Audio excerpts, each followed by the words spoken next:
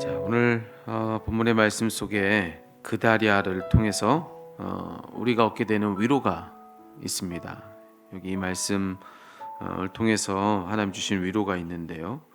자, 우리가 그게 뭔지를 확인해 보기 전에 먼저 그다리아가 누군지, 그리고 또 그가 어떤 일을 했는지 우리가 그것을 좀 이 말씀 속에서 좀 살펴볼 필요가 있습니다. 유다와 예루살렘이 함락된 다음에 그곳의 거민들, 대부분의 그곳 거민들은 이제 바벨론 땅으로 포로가 되어 이제 끌려갑니다. 자, 바로 그때 포로로 끌려가지 않고 그 땅에 남은 이들이 있었다는 것이죠. 그 땅에 남은 이들, 그들은 주로 힘없고 무력한 사람들, 가난한 사람들이 대부분이었습니다. 힘이 있고 학식이 있고 또 그 집안이 또 그 유대 사회에서 또 알아주는 그런 집안에 속한 자녀들이라고 했을 땐 그런 그들을 바벨론 다 포로로서 끌고 간 것이죠. 그러니까 남은 이들은 힘없는 이들, 무력한 사람들, 그들이 주로 이제 남은 겁니다. 자, 그런데 그런 이들을 다 그 땅에 남겨두고 바벨론은 이제 그런 그들에 대해서 총독을 세워서 친바벨론 정책으로 그 땅을 다스리게 하는 겁니다. 자, 그때 그 땅에 임명된 총독이 바로 그다리아라고 하는 사람이었던 것이죠. 자, 그래서 지금 그다리아, 이제 그는 총독으로서 지금 이제 유다 땅에 남은 그 땅의 거민들을 향해서 이런 말을 지금 해준 겁니다. 갈대아 사람들을 섬기는 것을 두려워하지 말아라. 이 땅에 살면서 바벨론 왕을 섬겨라. 그것이 너에게 좋을 것이다. 그것이 너희들에게 유익하다. 그런 말을 지금 해준 겁니다. 자, 앞선 배경을 우리가 잘 모른 채, 앞서서 계속해서 이어져 오고 있는 이야기들을 모른 채 그냥 이 구절만 읽으면, 아니 오직 하나님이 왕이어야 되는 이 유대 사람이 어떻게 이런 말을 하느냐고 우리가 그렇게 이 구절을 보고 의아해할지도 모르겠습니다. 하지만 우리가 앞선 내용들을 알죠. 지금 그다리아의 이 외침, 갈대아 사람들을 섬겨라, 또 바벨론 왕을 또 섬겨라 라고 하는 그의 이 말은 사실 그간 예레미야가 줄곧 외쳤던 말이었습니다. 그렇죠? 예레미야가 계속해서 그렇게 하라고 외쳐준 말이죠. 자, 그리고 예레미야가 외쳤던 그와 같은 외침은 일찍부터 하나님이 정해놓으신 뜻이었습니다. 그게 하나님의 뜻이었던 것이죠. 자, 그것은 하나님께 불순종하던 당신의 백성들을 새롭게 고쳐내기 위한 일종의 하나님의 특단의 조치였다. 그렇게 말씀을 드릴 수가 있어요. 마치 불순물을 많이 품은 광물을 이제 용광로를 거치게 하면서 깨끗하게 정전시키고 새롭게 그것을 통해서 필요한 것들을 얻어내는 거 아니겠습니까? 새롭게 고쳐내는 것이죠. 자, 그런 겁니다. 그렇게 하듯이 하나님은 당신의 백성들을 정련시키고 그들을 새롭게 하기 위해서 지금 바벨론이라고 하는 이 용광로를 사용하고 계시는 그런 대목으로 우리가 이 구절을 읽을 수가 있습니다. 자, 그러니 지금 갈대아 사람들 그리고 그들의 왕을 섬겨라, 그것이 좋은 일이다 라고 하는 이 그다리아의 외침, 자, 이 외침에 담겨 있는 것은 뭘까? 저는 하나님의 사랑이라고 생각합니다. 끝까지 당신의 백성들, 즉 자기 자녀를 절대로 포기하지 않는 마치 부모의 사랑 같은 그런 사랑이 지금 이 그다리아의 이 외침 안에 담겨져 있는 거 아니겠는가? 그렇게 생각을 해요.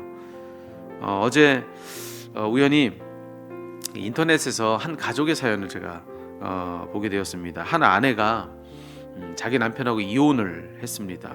그 남편이 죄를 졌어요. 절도죄를 범했고 또 그 밖에도 뭐 다른 여러 가지 문제가 있어서 결국에 아내가 자기 남편을 포기한 겁니다. 그래서 이혼을 했어요. 그런데 그 아내의 어머니인 이 장모가 볼 때 자기 사위가 너무나도 안쓰럽고 불쌍한 겁니다. 사람이 나쁘진 않은데 어떻게든 달라질 수 있을 것 같은데 이제 그런 마음을 가지고 포기하지 않아요. 그래서 딸은 정작 이혼해서 그렇게 헤어지고 관계를 이제 멈췄는데 이 장모가 자기 딸 몰래 이 사위를 돌보는 겁니다. 옥에 갇혔을 때 옥바라지를 다 하고, 그리고 형을 맞추고 난 뒤에도 틈틈이 이제 자취방에 사회의 자취방에 들려가지고 음식을 해다 주고 그러면서 이 사회를 돌보는 그런 이야기를 제가 보게 되었습니다. 이 장모가 자기 사위한테 이런 말을 해요. 자네와 장모로서의 연은 끝났지만 내가 그 대신에 애미 노릇은 해줄게라고 그렇게 이야기를 해주는 그런 이야기였습니다. 정작 딸은 포기했습니다. 하지만 장모는 그런 사위를 포기하지 않았던 그런 사랑이 이제 여기 우리가 이 이야기 속에서 우리가 확인하게 되는 그런 사랑인데, 여러분 여기 그다리아의 음성이 바로 그런 거 아니겠는가라고 하는 그런 생각이 들었습니다. 사실 끝난 문제 아닙니까? 다 끝난 문제입니다. 예레미야가 그간에 그토록 하나님의 뜻을 외쳐줬습니다. 그렇지만 그들 중 누구 하나 그 하나님의 뜻에 대해서 귀 기울여 들으려 하지 않았고요. 오히려 예레미야 핍박했죠. 그리고 하나님의 뜻에 대해서 외면했습니다. 그래서 일어난 일의 결국은 무엇입니까? 바벨론이 그들의 성읍을 함락시켰죠. 그리고 그 땅에 살고 있던 모든 유력한 사람들을 다 바벨론으로 끌고 가고 그 땅에 힘없는 이들만 남겨두고, 그러니 여러분 이 모든 상황 속에서 유다의 백성들, 유다의 성읍에 살던 모든 이스라엘 백성들이 마주할 절망이 얼마나 컸겠습니까? 빼앗긴 것, 그리고 잃어버린 것, 그것들만 보이고 그들 생각에 그들 평생에 가장 좋지 않은 고난, 고통이 지금 자기들에게 찾아왔다, 그렇게 여겨지는 그런 때를 그들이 맞은 거 아니겠습니까? 자, 그렇게 한없는 절망 속에 빠져 있을 그들인데 하나님은 이제 그다리아를 통해서 이런 음성을 들려주는 겁니다. 아니라고. 좋은 날은 다 끝났고 이제 가장 안 좋은 고난의 날만 있는 줄 알고 있는 그들에게 그게 아니라고. 너희가 절망이라고 생각하고 있고 끝이라고 생각하고 있는 이 모든 일에서도 시작되는 일이 있다고. 오히려 가장 절망인 줄 아는 지금 이와 같은 날에 주어진 상황 속에서 이 상황을 그냥 살아가라고. 그러면 유익이 있을 거라고, 좋은 일이 있을 거라고. 아직 좋은 일은 그치지 않았다고, 끝나지 않았다고. 지금 그다리아를 통해서 하나님은 그런 음성을 들려주게 한 겁니다. 절망하지 말고 소망을 가지라고. 그런 이야기입니다. 자, 그다리아의 외침, 이미 끝난 문제로 고통 겪고 있는 이스라엘 백성들, 그들을 어떻게든 다시 이렇게 세우려고 그들을 포기하지 않는 하나님의 사랑, 그것이 바로 이 안에 흘러가고 있는 하나님의 마음이라고 저는 믿습니다. 여러분 오늘 아침에 오늘 이 말씀을 통해서 우리도 그런 확신을 이 아침에 좀 가져봤으면 좋겠습니다. 하나님이요, 지금도 그런 사랑으로 저와 여러분 우리를 돌보고 계십니다. 정말로 그렇습니다. 여러분 정말로 그렇습니다. 오늘 이 외침 앞에 섰던 이스라엘 백성들 가운데 이것이 하나님의 따뜻한 사랑의 돌봄이라고 알았던 이가 누가 있겠습니까? 그저 고난이고 고통인 줄로만 알았던 것이죠. 하지만 그때도 하나님은 누군가를 보내서 아직 포기하지 말라고, 아직도 좋은 일은 너의 삶 속에서 올 수 있다고, 아직 유익한 일들이 기다리고 있다고 그렇게 외쳐주고 있는 것입니다. 여러분 우리도 그렇습니다. 우리에게 지금이 정말 어렵기만 한 날들이라 할지라도, 그래서 무엇 하나 내게 소망이 되는 일이 없다고 느껴지는 그때를 만났다 할지라도 아니에요. 하나님은 우리에게 누군가를 보내서 이 외침을 듣게 하는 겁니다. 아직 아니라고, 끝난 게 아니라고, 아직도 시작될 수 있는 일은 있다고, 아직 좋은 날이 기다리고 있다고.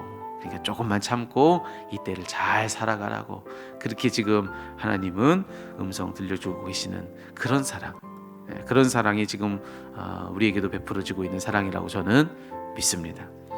여러분 바로 예수님이 그런 사랑의 정수가 아니겠는가라고 하는 그런 생각이 들어요. 예수님을 보내주신 것은 바로 그런 사랑 때문이 아닐까. 절대로 우리를 포기하지 않는 사랑, 어떻게든 우리에게 소망을 주어서 일으켜내려고 하는 그런 하나님의 사랑, 그런 사랑의 정수는 예수님이시죠. 여러분 생각해 보세요. 자기들을 위해서 하나님께서 독생자를 보내셨습니다. 그런데 그런 예수님마저도 못 박아버리는 그런 폐악함이 사람들에게 있었을 정도면 여러분 그런 인간에게 갱생의 희망이라는 게 있겠습니까?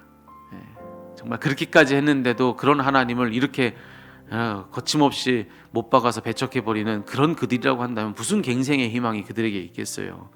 여러분 그걸 다 아시지만 하나님께서는 그럼에도 불구하고 예수님을 우리에게 보내시는 거예요. 어떤 사랑입니까? 포기하지 않는 사랑이죠. 어떻게든 이렇게 세우고 우리에게 소망 주려는 사랑이 바로 예수님을 보내신 하나님의 사랑 아니겠는가. 여러분, 그런 사랑의 돌봄이 지금도 우리에게 흘러가고 있는 것입니다. 저와 여러분, 우리에게 예수 그리스도 그 거룩한 이름을 주시고 회복할 수 있는 그런 그 길을 우리에게 허락하여 주시고, 그렇게 우리를 붙들고 계시는 그 사랑이 지금도 흘러가고 있는 거, 여러분 그것을 믿고 여러분 오늘 하루를 사는 데 있어서 그 사랑을 붙들고 새로운 소망으로 일어서는 저 여러분 다 되었으면 좋겠습니다. 하나님 절대로 어떤 상황 중에서도 우리를 그냥 끝나도록 내버려 두지 않으십니다.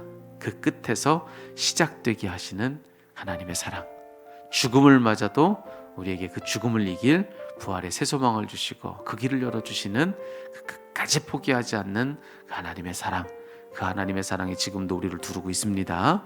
여러분 그것을 믿으시고, 여러분 지금 이때에 그 사랑 붙들고 내게는 그런 사랑이 내 뒤에 있다고 자신 있게 여러분 삶의 앞에 무엇이 있든지 그것을 앞에 두고 그런 믿음을 갖는 저와 여러분 다 되었으면 좋겠습니다.